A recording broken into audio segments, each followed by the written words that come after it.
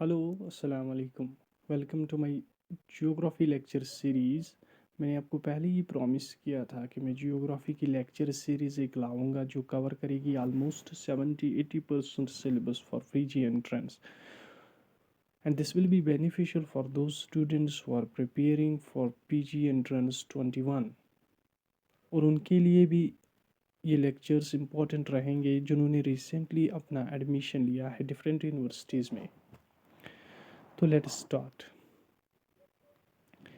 देखिए, हमें पहले पढ़ाया जाता है, अगर आप कॉलेज में देखेंगे हमें पढ़ाया जाता है ग्रीक से।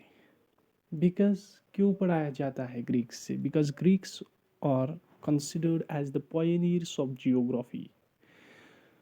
Their age is also called as golden age. So that is why हमें इससे पहले जो सिविलाइजेशन हैं उनके बारे में हमें नहीं पढ़ाया जाता है। क्यों? बिकॉज उनका उतना कंट्रीब्यूशन नहीं रहा है। लेकिन जब हम डेप्थ में जाते हैं, जब हम थोड़ा डेप्थ में जाते हैं, सोचते हैं क्या ग्रीक से पहले कोई और सिविलाइजेशन थी जिन्होंने कंट्रीब्यूशन किया है जियोग्राफी को? तो इसका आंसर है हाँ, और भी सिविलाइजेशंस थी जिन्होंने कंट्रीब्यूशन दिया है जियोग्राफी को। तो लेट्स सी दीज सिविलाइजेशंस जो ग्रीक या रोमन या इंडियन स्कॉलर्स या अरब स्कॉलर्स जो थे इनसे पहले जो आए। तो let's see them one by one. पहली जो थी मेसोपोटामियंस, इनके बारे में हम विस्तार से जानेंगे। और Mesopotamians, their location and their contribution. पहले इनकी लोकेशन की हम बात करेंगे। If I consider this as Mesopotamia, तो ये वो रीजन था जो लोकेट था मेडिटेरियन में, Mediterranean specially in the west zone, in the west zone. और जो रिवर दो के बीच में जो लैंड था, that is tigris river, tigris and river Euphrates, इस इन दो के बीच में जो लैंड था, दो रिवर्स के बीच में जो लैंड था, उसी का नाम मेसोपोटामिया दिया गया है। तो this was nothing, this was the land between the two reverse. Why they inhibited that area?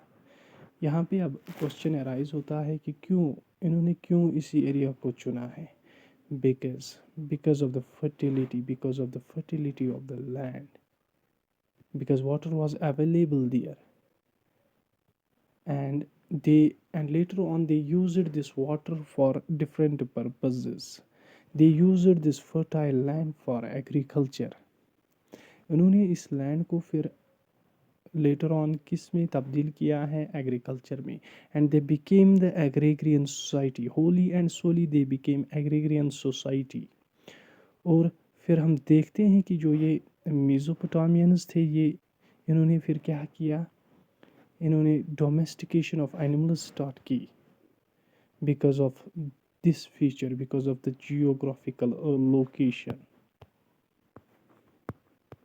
That was present there. So अगर हम इनकी कंट्रीब्यूशन की अगर बात करेंगे, this was the location of the Mesopotamians. अगर हम इनकी कंट्रीब्यूशन की बात करेंगे तो पहला ही कंट्रीब्यूशन तो था, इन्होंने कंसेप्ट एक दिया है, इन्होंने एक कंसेप्ट को इमर्ज दिया है, that was the birth of cities. Concept एक दिया है, बर्थ ऑफ सिटीज़, यानी सिटीज़ का कंसेप्ट। इससे पहले सिटीज़ का कंसेप्ट नहीं था, लोग नोमैड्स थे। जब ये बसने लगे, जब ये रहने लगे एक जगह पर, तो इन्होंने क्या कंसेप्ट दिया है सिटीज़ का। और जो हम देखते हैं major cities at that time, वो कौन थी? एरुडू, उरुक, उर, किश, नोजी, निपुर, निग्रुसु। ये मेजर सिटीज़ थी eight that time in Mesopotamia. और क्या हुआ? इसके साथ साथ ही इन्होंने एक और कंसेप्ट दिया है, that was the invention of writing. Invention of writing उन्होंने इमर्ज किया है। तो the writing was cuneiform writing. It was the first written language, ये पहली वो लैंग्वेज थी जो लिखी गई। पर ये लिखी किस पे गई? It was written on clay, इसको लिखा गया है क्ले पर। As we know that the paper was not there, paper was absent, तो इसको लिखा गया है क्ले पर। और जो कैरेक्टर्स इस लैंग्वेज में यूज़ किए गए थे वो होल्स और वेजेस इस्तेमाल किए गए। So the name as cuneiform writing which means wedge shaped. So इस राइटिंग में वेजेस का इस्तेमाल किया गया है और होल्स का इस्तेमाल किया गया है। एज यू नो, जो सिटीज़ का कंसेप्ट था जो मेसोपोटामियंस ने दिया था, मेजर सिटीज़ वर फॉर्मड। क्या हुआ कि इन सिटीज़ के दरमियान ट्रेड होने लगा, ट्रेड एंड कॉमर्स होने लगा। तो ये जो राइटिंग थी ये यहाँ पे काम आई। जो ये डिस्टेंस निकालते थे एक सिटी से दूसरी सिटी तक, क्योंकि उस टाइम अगर हम देखें तो little known world was there, little known world was known little. उस टाइम कम ही डिस्कवर हुआ था, बहुत ही कम। तो जो ये सिटीज़ से एक सिटी से दूसरी सिटी ट्रेड करते थे, तो फिर क्या करते थे ये लोग? ये डिस्टेंस मेजर करते थे, फिर इसको लिखते थे ऑन क्ले। तो ये बन गई है दुनिया की पहली रिटन लैंग्वेज। क्या बन गई? दुनिया की पहली रिटन लैंग्वेज। एक और कंट्रीब्यूशन जो था मेसोपोटामियंस का वो था व्हील का, यानी व्हील का इन्वेंट होना, वो भी मेसोपोटामियंस की ही देन है। एक आर्कियोलॉजिस्ट जिसका नाम सर लियोनार्ड वूली है, उन्होंने डिस्कवर किया है क्या?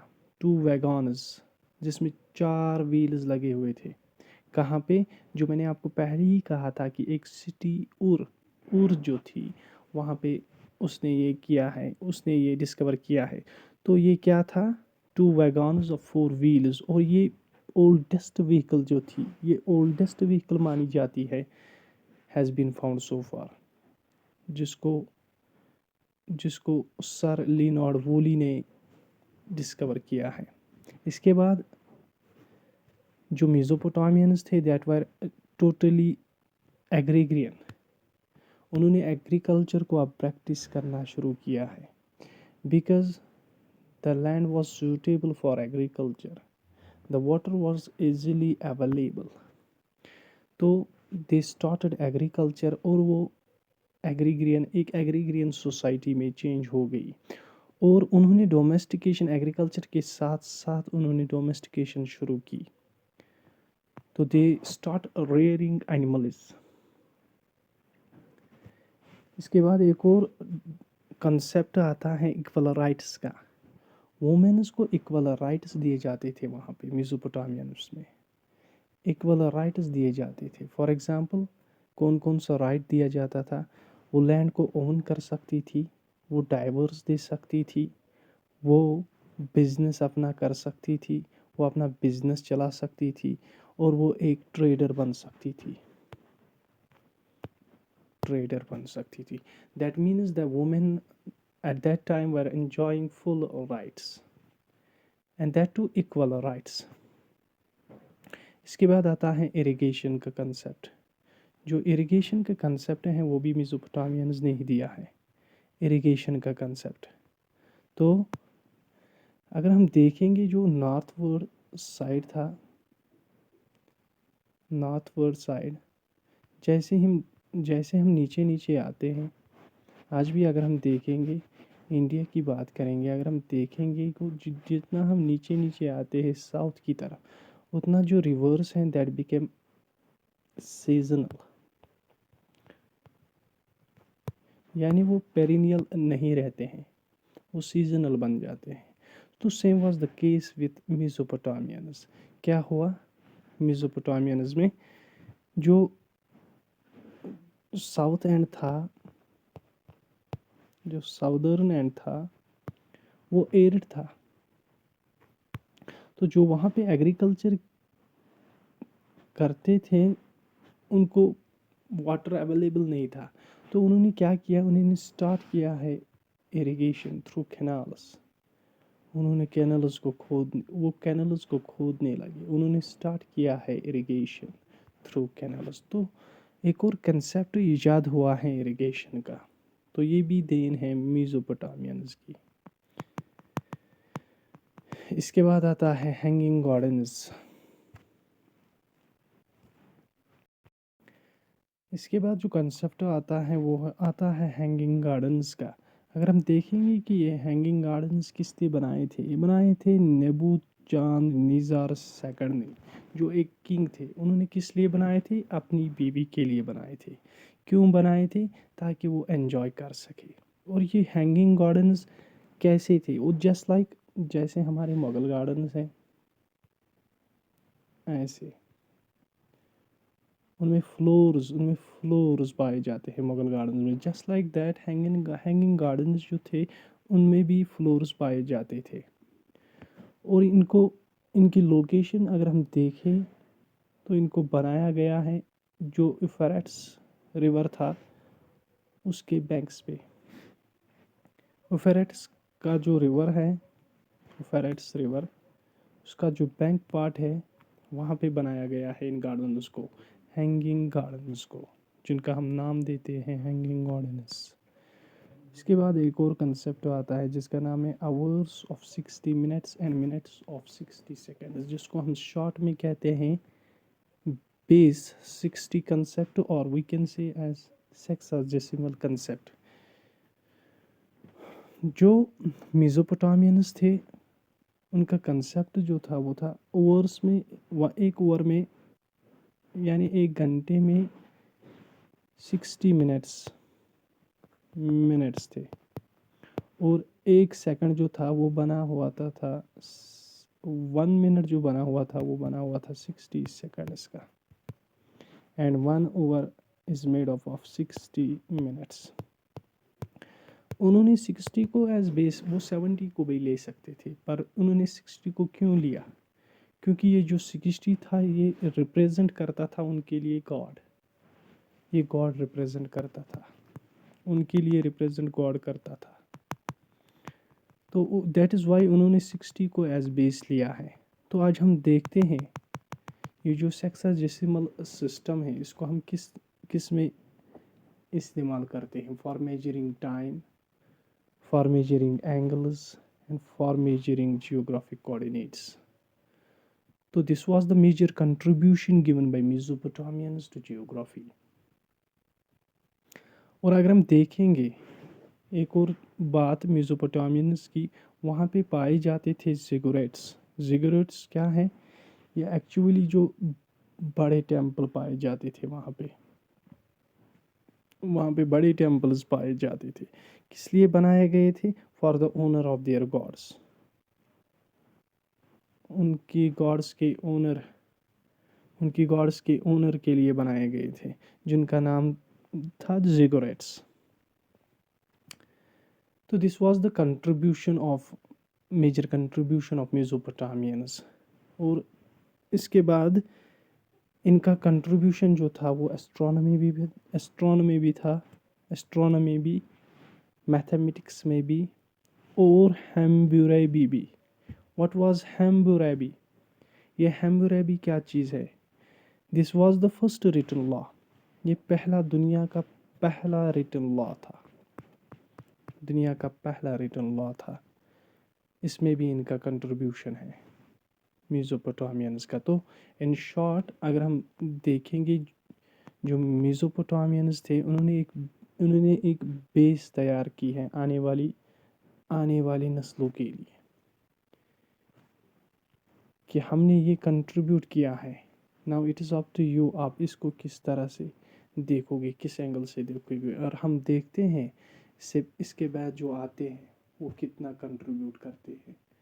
इसके बाद आते हैं बेबीलोनियंस, इसके बाद आते हैं असीरियंस, और फिर आते हैं, जब हम ये 2-3 पढ़ते हैं, फिर आते हैं ग्रीक्स, फिर आते हैं रोमन्स, फिर आती है डार्क एज जियोग्राफी की, फिर आते हैं इंडियन स्कॉलर्स आते हैं, और फिर आते हैं अरब्स आते हैं।